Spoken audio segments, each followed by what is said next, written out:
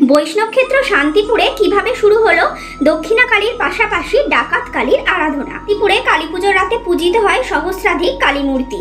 বৈষ্ণব ক্ষেত্র শান্তিপুর 2 রাতের জন্য হয়ে ওঠে কালীক্ষেত্র।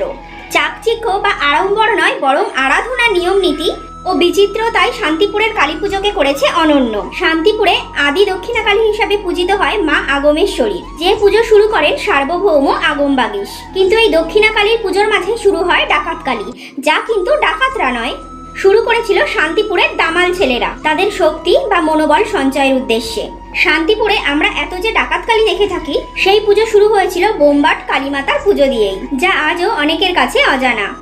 শান্তিপুরের কালী পুজোয় মশাল সহযোগে ডাকাত কালীর আরাধনা শুরু করে বোমবাটে কাশ্যপপাড়া বোমবাট কালী।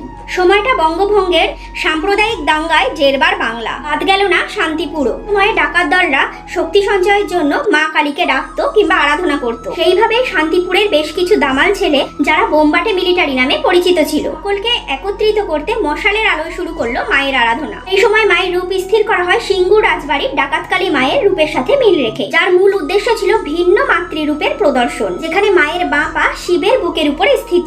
এর নাম বামা কালী। যে মূর্তি প্রথম তৈরি করেন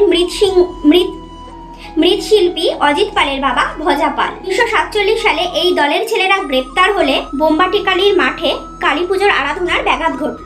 সেই বছর থেকে এই পুজো অনুষ্ঠিত হলো পাড়ার একটা বাংলা স্কুলে। সেখান থেকে উৎপত্তি হলো বাংলা কালীর। এখানে কালী বামা নন, বরং দক্ষিণা কালিকা।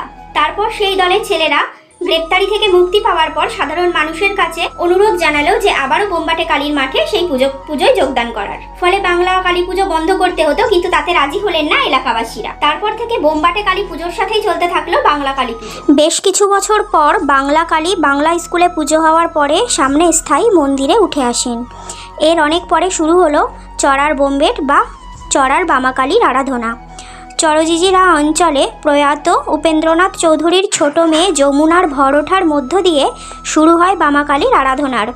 যখন বড়বাজার ঘাটে বোমবাট কালী মাতার শোভাযাত্রা এসে পৌঁছাতো, ভর উঠত ছোট মেয়ে যমুনার। পরে স্বপ্নাদেশ পেয়ে মা কালী নাকি ঘটের বদলে মূর্তি আরাধনার কথা বললে শুরু হলো বোমবাট মিলিটারির মতো সদৃশ মূর্তির পুজো। আজও বামা মায়ের পুজোয় ব্যবহৃত হয় একটি মাত্র হ্যাচাকের আলো। শোনা যায় বন্যা হওয়ার একবার পুজো বড়বাজার ঘাটের মোড়ে হওয়ার, সেখানে ভুলবশত আলো ব্যবহার হয় এবং ঘটে দুর্ঘটনা। তারপর থেকে আজও সেই একটি আলোতেই পুজো হয় বামা মায়ের। একসময় 3 পুজোতেই এবং শোভাযাত্রায় তাদের ব্যাপক মশালের আলো ব্যবহার হলেও আজ শোভাযাত্রায় বামা কালী ব্যতীত কেউই মশাল ব্যবহার করেন না।